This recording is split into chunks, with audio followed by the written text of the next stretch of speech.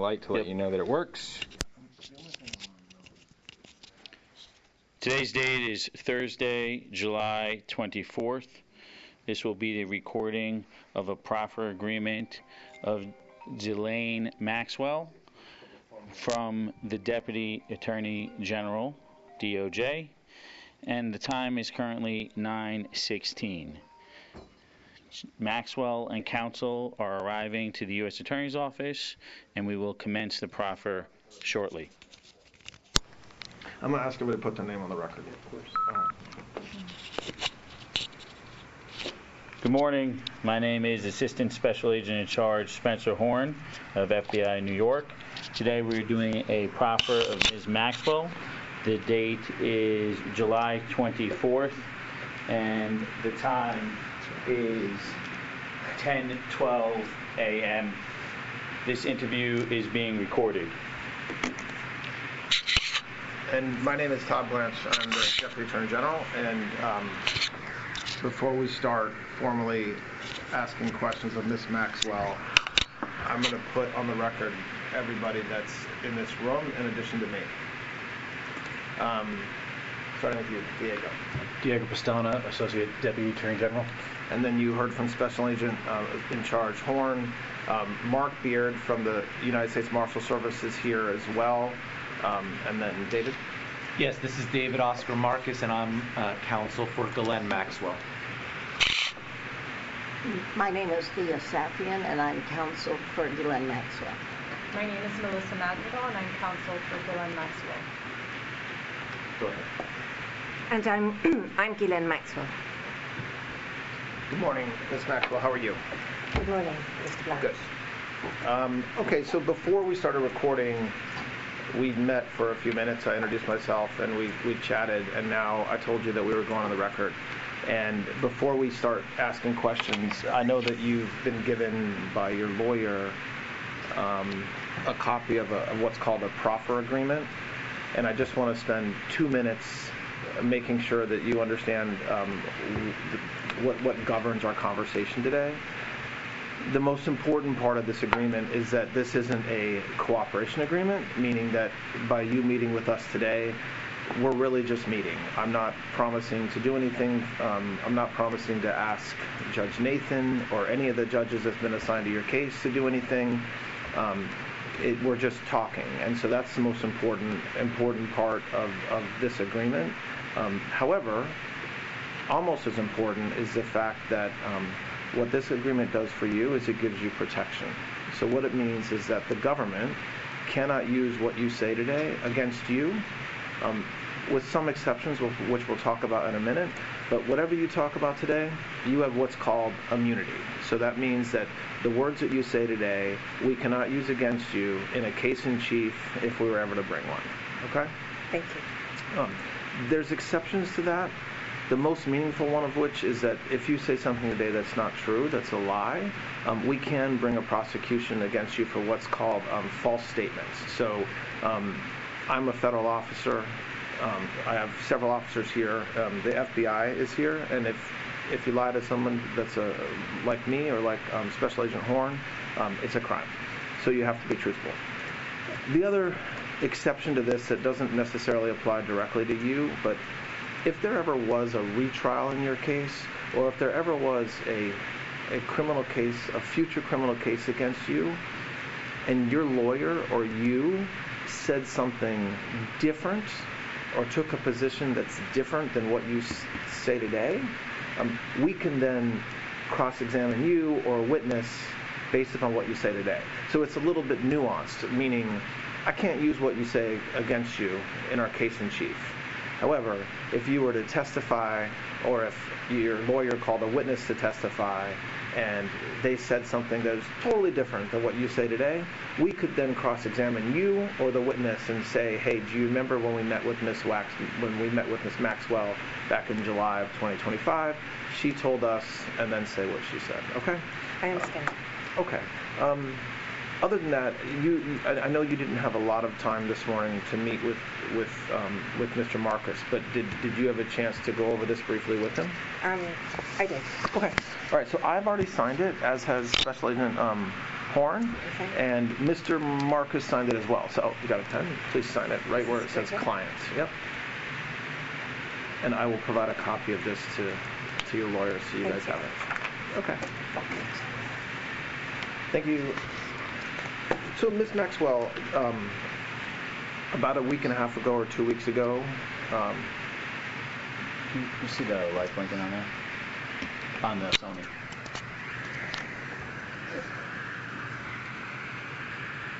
Yeah, there it is. okay, we're just confirming that it works, and it does. Ms. Maxwell, I guess about a week and a half or 2 weeks ago, Mr. Marcus reached out to me and said that you wanted to speak with somebody from the government about not only your case, but about everything that's been in the media and that's been publicized about Mr. Epstein in your case. That is true, and I did speak to him, and I did ask him did tell him that I was very keen to talk to anyone, because no one from the government at any time ever since the inception of the case, so dating back to the early 2000s, has ever spoken to me, and indeed I believe ever reached out to me at any time to even speak to me, and that includes up to when I was indicted and prosecuted.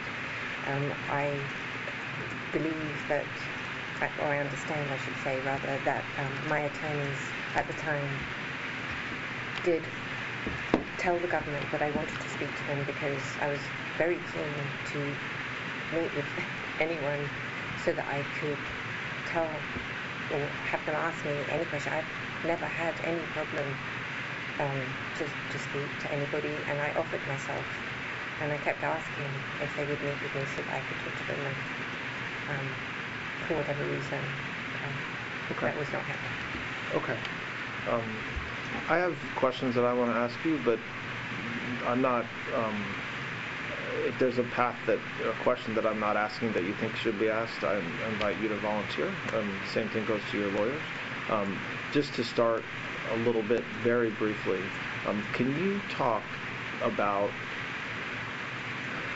when you first met Mr. Epstein? I know that goes back a while. And just very generally talk about your relationship with Mr. Epstein from the time you met him all the way up until his death.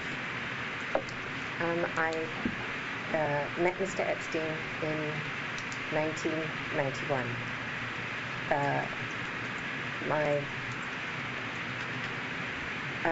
I'd never heard of him or met him before, and no one in my family had ever either. My father never knew him, and I'll explain why that is the case. Where did you meet him? I had a girlfriend who I'd moved to America briefly I'd moved to America in 1990. Okay. Moved, that's a good word. I'd come to visit America in 1990. I had been running my own company up until that time, which was a company called Maxwell's Corporate Gifts. And I had also been working for my father at the time. I'd had multiple jobs with him. I was, in 1990, I was working with a new company of his, a new newspaper that he was launching called The European. And I was in charge of launching a magazine to go with the European. And I was traveling at that time from England to America because my father was looking to, he'd also bought Macmillan, the publishing house, and he had purchased the New York Daily News. And it's true to say that my father always wanted me to come back full-time and work for him, but that's a much longer story. I don't think we need to go into it this time. So, but I was always working with him. There was no escaping, as it were, to work for him. So, in 1990, I had come over to New York to help look at some of that. He was having some advertising issues with the New York Daily News, and in fact, I may have met Donald Trump at that time because my father was friendly with him and liked him very much. And I think it should be said that he also very much liked Ivana because she was also from Czechoslovakia, where my dad was from. So I don't remember if I did meet him or not in 1990 with my dad, but I knew that that's how I knew about then Mr. Trump. And this was before you met? This was before I met Mr. Mr. Epstein? Yes. Okay. All right. So I was already going backwards and forwards in America, and then in April of 1991, I came to New York. I can't remember for what reason, what business reason, but there was a business reason, something to do with my dad at that time. And a girlfriend of mine, an American, told me I'd broken up with I'd been engaged, with a very long-term boyfriend, and we'd broken up. And she said, well, as your girlfriends do, I've got a guy for you to meet. And I was like, who is it? And she goes, he's been dating my sister, you'll love him, he's looking for a wife. I'm edging towards 30, I don't need to tell you guys that's a very important moment for a girl, just to think about important things. Sure, I'd be happy to meet him. And so sometime in 1991, we're in 1991, I met him at his offices on Madison Avenue. And I think the most memorable thing I can think about that is he was wearing a tie, which he didn't often do, and it had a giant tomato ketchup stain on it. So I was like, wow, okay. And that was how we met. Was your meeting at his office for you to meet him just personally, or were you there for work-related reasons? No, well, I knew nothing about him. Okay. He just invited me to come and have tea at him. And I was like, tea, that's English, okay. But what was unusual was in his offices. So I went to his offices and we met. And I found him very engaging, and that was that. So that's how you meet him. So, and again, I don't want to spend a lot of time, on this particular issue, but what happened with your relationship over the years from the time you meet him in 1991 up until the time he passed away? Just give the highlights. Okay, the highlights. So I was looking for real estate for my dad to buy some, and Epstein told me that he was also looking to move from his apartment, and would I help him? And I said, sure, I'm looking already, so I could look for him. So that's how it started. And then in 1991, my father passed away, and I returned to New York after that, originally to come back and help with family businesses, which was Macmillan. And then the debacle of my father's passing hit the family, and we lost all our businesses, and my family thought that it would be best if I stayed in America because of the intensity of the press and the drama surrounding my father's death in England. So I stayed, and Epstein said, well, you can keep helping me, you can help me find that house, and you can decorate the house, and it gave me something to do. Were you in a romantic relationship with him at this point, or just friends? Just friends. And while we're just, with respect to your father, there have been multiple questions about whether he worked for any intelligence agency. Do you have any knowledge about that? I think, well, certainly my father had a background in intelligence because he was, I believe he did in the Second World War. He was a British intelligence officer. I think that my sort of belief is that once you've been an intelligence officer, you're kind of always, it doesn't mean that you're formally employed. So I don't think my dad in any formal sense was employed by any agency, but when you are a very significant businessman and politician as my father was. You meet with people over time and you, I guess, trade business or ideas. I think if that would fall under that definition, that's how I would think of it. Now, he certainly, I have no formal knowledge of anything specifically that he did in that thing, but if you're asking me if I thought that he did help people, the answer would be yes, I do. Did your father and Mr. Epstein have a business relationship over the years? I know we're maybe jumping around a little bit tonight. They never met.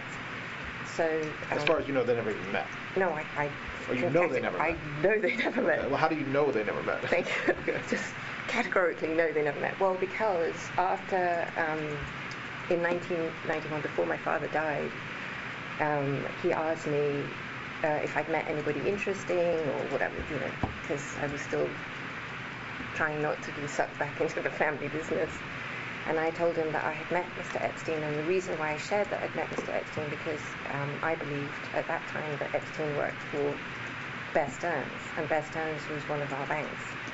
And I knew that my father was friendly with both Jimmy Kane and with Ace Greenberg. So my dad was actually in New York, I think. I don't think I had this conversation on the phone, but I honestly, we're talking 30 years ago, so I'm not sure. But maybe I told him this verbatim because I know that what my dad did, whether I saw it or whether he did it and told me later, I don't remember. But he called both Jimmy Kane and Ace Greenberg to ask what sort of guy he was and was he even allowed to, because so they never met. He didn't even know but who they he was. had they knew some of the same people, it sounds like, or certainly the Bear Stearns connection was something that you knew that they had. No, well, he never had a connection with Epstein. He had a connection with the bank. I mean, Epstein, I'd never heard of him or knew of him before, and I certainly, if my dad had known him, right, when I said this is who he was, he didn't know who he was. So he rang Ace and he rang Jimmy to ask if it was okay that I even knew him. And I just want to explain briefly why my father would even do such a thing.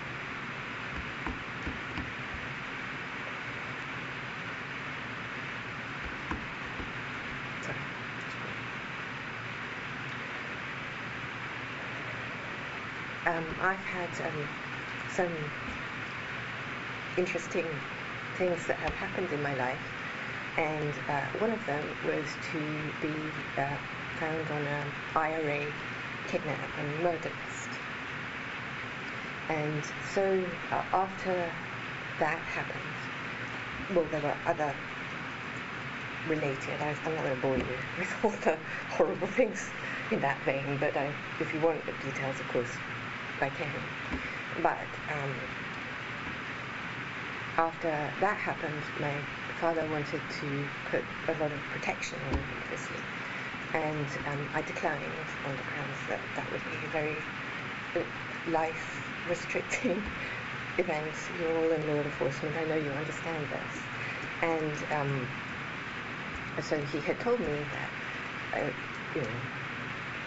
be taking my life in my own hands and whatever. And so I think after that event and several others where I had stalkers and all that thing that one has, he was always quite protective of me. And so if I met somebody, he would try and verify that they weren't going to do anything hideous. And so in case you thought it was weird that he would call Jimmy and Ace, you may think it is, but from my perspective, he was just because he was concerned I was in America, alone, and he had an opportunity to verify who this person was. And so I don't know if I was in the room with him, I don't recall, but I know that at some point my father told me, he's fine, you can see him. Yeah. He's safe. Okay. Well, okay. So we might come back and touch a little bit more on that at some point, but yeah.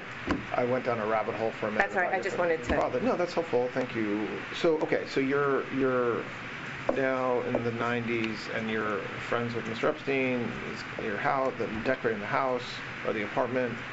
What happens with your relationship again? I know we're talking about a 35-year time period or whatever, but to the extent you can kind of, at a very high level, talk about it. Listen, I think just full disclosure is the best way to go at this point. Yeah. So in 1992, I slept with him one time. And I was like, whoa, that's it, we're going to be dating. Because that's how I thought. And I kind of thought of myself in that moment, like, because I felt if you slept with someone that you were then dating them. Yeah. That's the world I came from. But that really was, well, that's how I thought. But we didn't sleep together again for, I don't know, really a significant period of time. And when I say years or?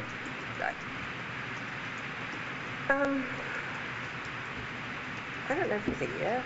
I don't feel that feels long, but maybe 9 months. I mean, a long time. Okay. I just want to go back. So I had found a house for him to rent in New York because he had asked me. I'd been looking one for my father, and I found one, which was a former Iranian embassy. I think it was. I think it belonged to the Iranians or the Iraqis, someone. Okay. And I didn't know that he had any money really, and it was like, I want to say it was $12,000 a month, which to me seemed like a fortune. And I said to myself, I found this house, but I don't think you can afford it. And he was like, ridiculous, of course I can afford it, and he rented it. And that house came with, it was a State Department house, because it was, I think it was under Sector Station or whatever it was. And anyway, I put it back together, but there were certain rules you couldn't paint, because it had to go back, and he gave it back to the country that. So he had this house, and I had moved into a 10-foot by 10-foot apartment because all of our stuff had been either lost or frozen or whatever. So he became, in this moment, my lifeline, really, because I was like, everything was, it felt very similar to this moment, if that makes any sense. Anyway, so, but I had no key to his house. I had no free access to his house.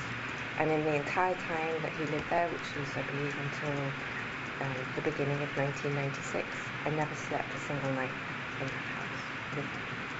Ever. Not one. But so you said a minute ago that that you had slept with him on one occasion, and at the time you remember thinking, that this meant you were in a relationship, but then it didn't. You really were not in that type of relationship. Well, did that change over between 91 and 92 or whatever, and years forward? So I did travel with him a lot. Okay. So I would go to his houses in Palm Beach. He only had that house actually. No, that's not true. He had the house in Palm Beach, and he had a house in Ohio. In where? Ohio. Okay. And he had the house in Ohio because of his business relationship with Mr. Wexner. And he had and I had to go and decorate and put that house together. When we traveled together, we stayed in the same bed, but not in. But I didn't. Go ahead. It's okay. Talk. So you stayed.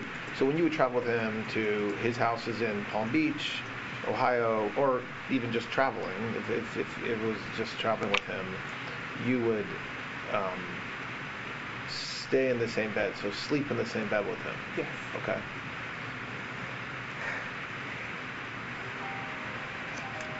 Epstein told me that he had a heart condition.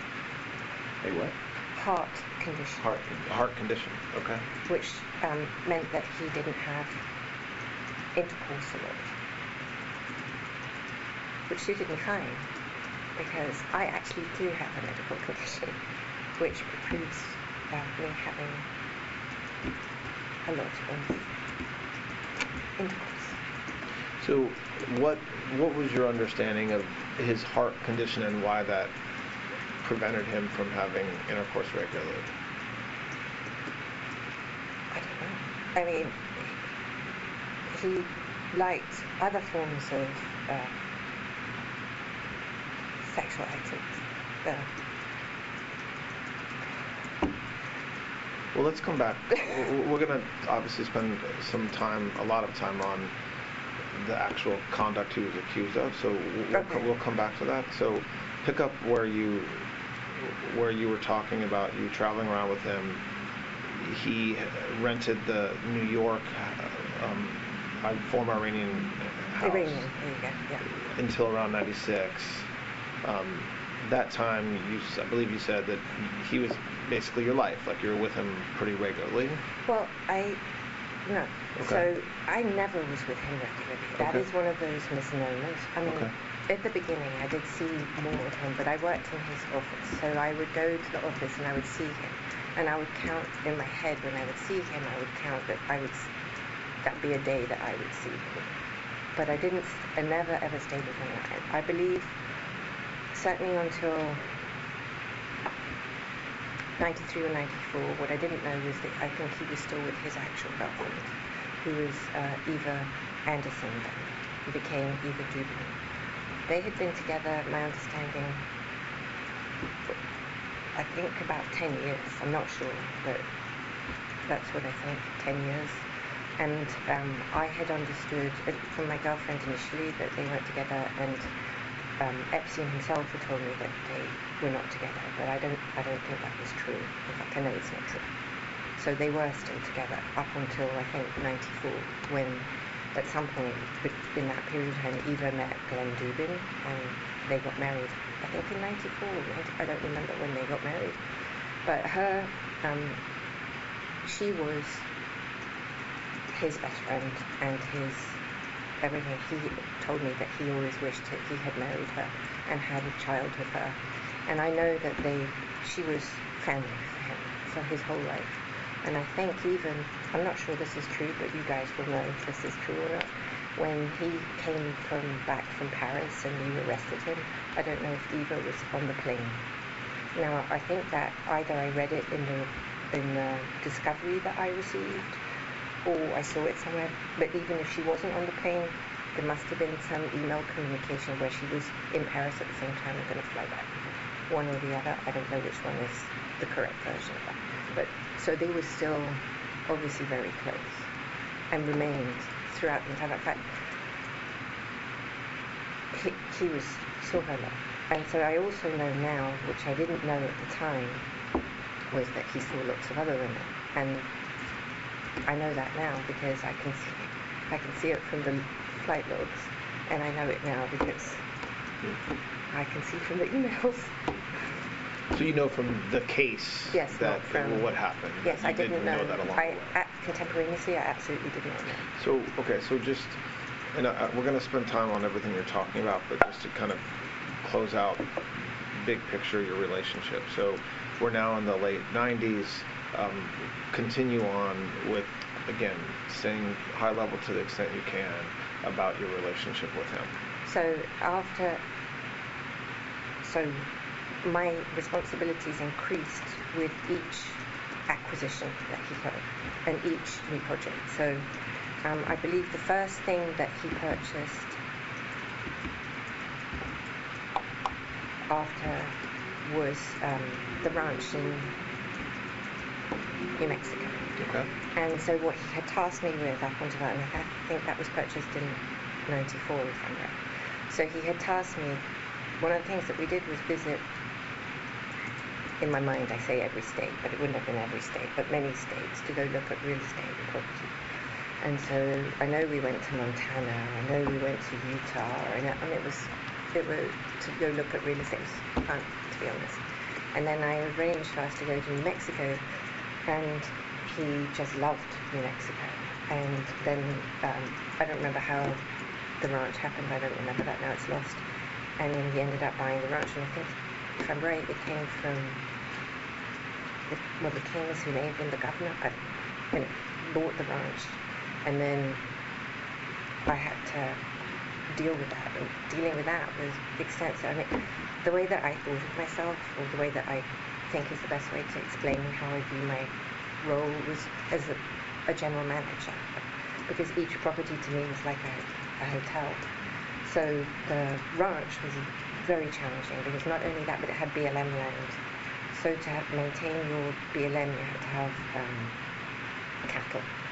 And I love animals, and so the first thing, horses, and so I wanted it, if you're going to have a ranch, I like authenticity, so I don't think you should have a ranch if you're not going to have the things that make it special. So were you paid by him along the way? So I time? became salaried at some point. Okay. My memory is that I got paid $25,000 a year to begin with. That's my memory. I may be wrong. And then with each, as it became more obvious, because I kept thinking I was going to go home being England. And but it. Did you, and financially, you were not relying on him, the $25,000 or whatever amount you were paid, were you relying on that money to live and his generosity to live, or did you have your own money? So there's a... And again, I want to just make sure we're talking about that, like keeping it between like the late 90s, maybe I guess into a little of the 2000s.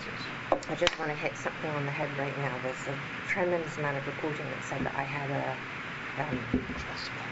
Thank you. A trust fund. I have never had a trust fund at any time. So how did you live? Did you live with I mean, 25,000 is not enough to live on. No. So I had, during this period of time, the Serious Fraud Squad had come to see me in relation to my father's passing, and to establish whether I had been involved in any way with his business or with any shenanigans. I think I've told the story many times, so I don't know if it's now somewhat hypocritical, but I'll tell you what my memory is. So I received a letter from them that said, go about my business, and my memory may be hypocritical. There was a PS that said, I used Snow White's cousin. I had nothing. I was never involved in any of his business, whatever, so I was free. And but obviously your father and your family had a lot of businesses. Is it because the money, whatever money or whatever equity was in the businesses, just stayed with your other family members? No, there was no money. So my father was never attached to money. He was born a peasant, a real one, dirt floor, no shoes, no clothes, some clothes, but not, sorry, I don't mean to say, and nothing. And he was never into that. I mean, there were things that he had, his extravagances. He loved his boat and his plane, so obviously you need money for that, but there was nothing else. And there was not a single penny that came to any of us at any time, ever. Okay, so when you're talking about your life with Mr. Epstein in the 90s, you're very different financially. You're very different financially positioned than he is. Meaning, Absolutely. He's giving you money. He's paying for when you fly. He, I assume, Absolutely. pays for your flights. Yes. Okay. Okay. So I interrupted you when you were saying how you were functioning as general manager. You helped with the New Mexico ranch. So did your role with him continue like that for many years, or for how long? So I continued in 2000. Well, by 1999, our relationship had foundered. Why? Well, two reasons. We were never sleeping together again, so we stopped having sexual relations in 1999. Not full sex, sorry, just to be clear. Didn't mean that we didn't still share a bedroom sometimes or whatever.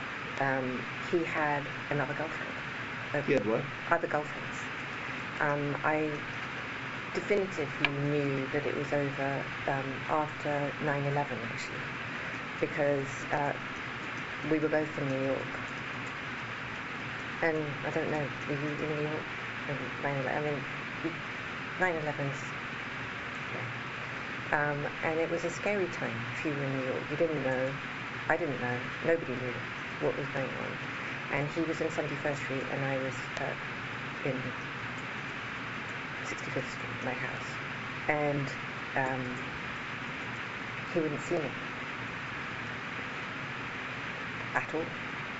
Asked me, his mum, who I'm very close to, who's in hospital at Lenox Hill, just asked me to look after her. And then I knew, as anyone did at that time, if you're not going to be there for someone in 9/11, you're never going to be there. So for me, that was the line in the sand. And he had another English girlfriend, actually, from 2000. Are you, though, still on his... Are you still being paid by him at this point? Yes. Okay, so go ahead. So what at that point, when you say you realize kind of... Well, I mean, I'm talking about I had wanted to get married and have children. And Epstein had encouraged me to believe that would, I don't know about them, certainly by the late 90s, I knew the marriage part was never going to happen. I had believed that maybe in 96, 97, 98 maybe, but then I realized it wasn't that. But I did think that we might have a child, which is what I had really wanted. I realized... So what happens between 2001 and then 2019 with your relationship with him? So, give or take 2001. So we stopped having physicality. Mm-hmm. I mean, that doesn't mean we weren't friends. I certainly did stay sometimes in his room. I mean, friends with benefits, if you will, just not sex. Sorry, just and I started dating. Okay. And I met someone that I fell very much in love with in 2003. His name was Ted Waite. Ted Waite, you may know as the founder of Gateway, the computers. And we had an amazing relationship that went on until 2010, I think.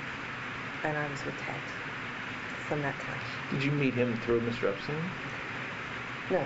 Well, indirectly, I suppose you could say. So, no, they'd never met. I was at a dinner where I met Ted, but it wasn't. I was with President Clinton. President Clinton was my friend, not Epstein's friend. And Epstein had flown him.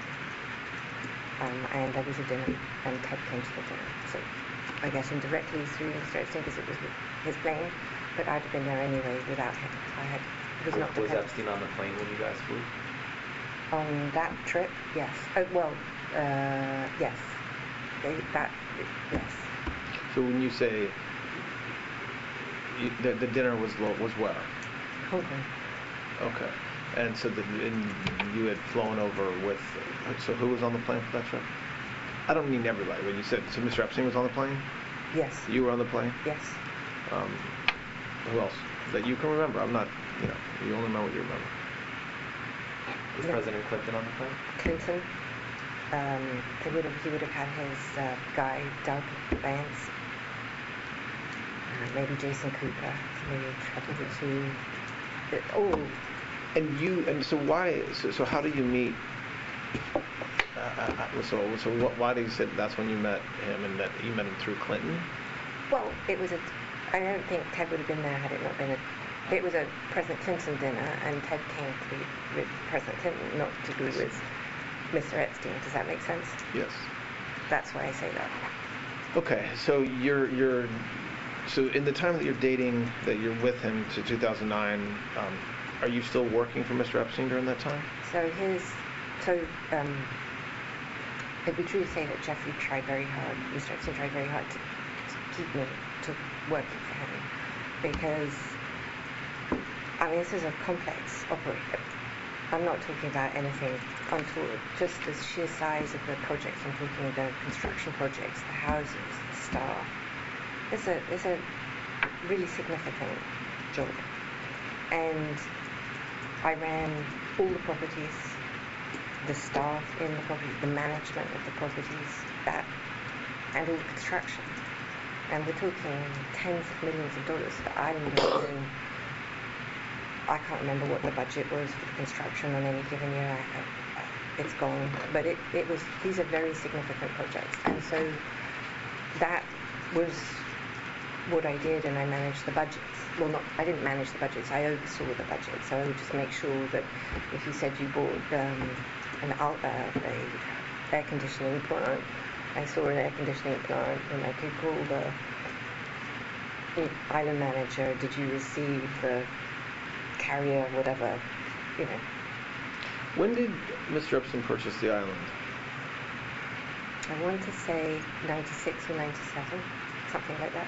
Okay, so we're going to come back and spend more time on the money with respect to Mr. Epstein and his wealth, but just so we can finish this.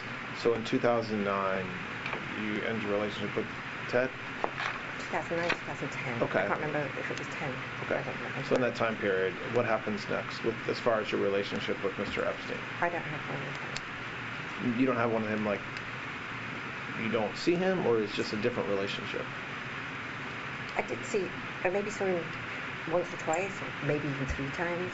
I certainly went to his house once, for sure. Maybe twice. But I was not seeing him. The only time that I was in touch with him was when the things happened, like things, I mean, in the press that affected me, or when the CVRA case was filed and there was all that rubbish that went out, because I needed information. Because I didn't know anything about what was happening, and I needed his help. To understand, well, this doesn't make it sound right. Rephrase that. I don't mean his help. I meant to have answers so that I had an ability to defend myself.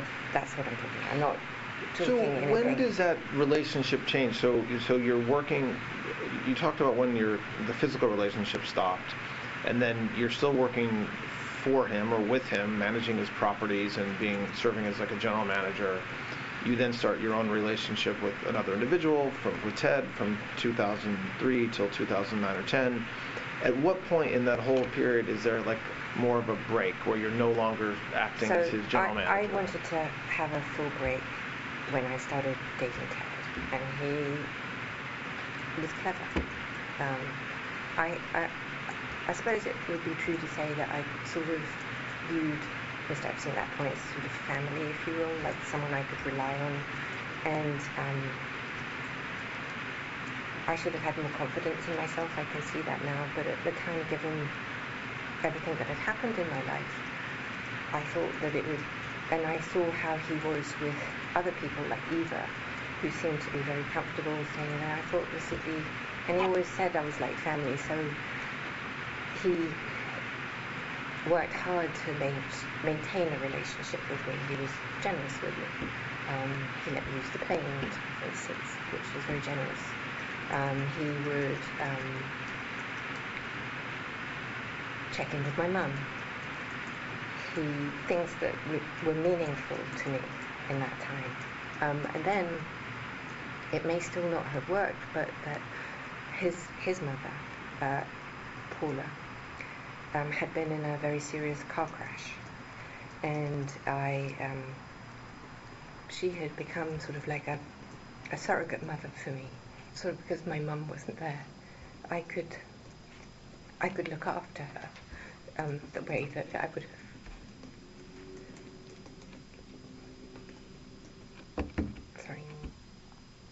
The way that I would have liked to look after my own mum. So I became very close to his mother. And she had been in a car crash, and in 2004, I believe, it may have been 5, I don't recall exactly, her health took a serious decline. And Epstein called me and asked me if I could look after her. And by looking after her, that meant organizing her doctors,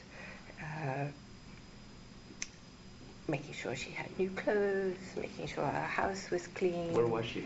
She lived in a retirement establishment outside of Palm Beach, it's West Palm. I was going to say something like the Golden Girls, but it's not called that. I just don't remember what it's called. But it was an old age. It was a retirement home, if you will. Todd, I don't know, we've been going for maybe about an hour now. Do you Yeah. think, is this a good Sure. time? Yeah. So we'll take a break. Yep. All right, so we're going to take a break. The time is 10:56.